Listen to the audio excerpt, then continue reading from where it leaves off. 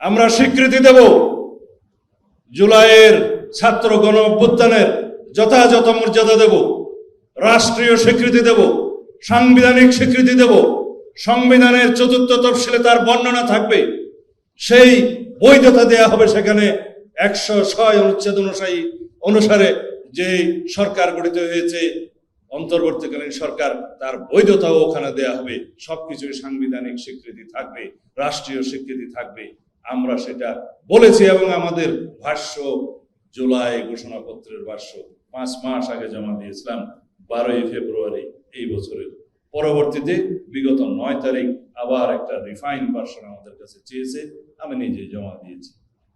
সুতরাং যারা জুলাই ঘোষণাপত্র নিয়ে জানতে চান, মর্যাদা সম্পর্কে জানতে চান, স্বীকৃতি সম্পর্কে জানতে চান, সেটা আমাদের কথা পরিষ্কার। এগুলো নিয়ে যেন কোনো বিভ্রান্তি না হয়। তারা ওখানে লিখেছে 5ই আগস্ট থেকে 2024-এর, সেটার বৈধতা দিতে হবে।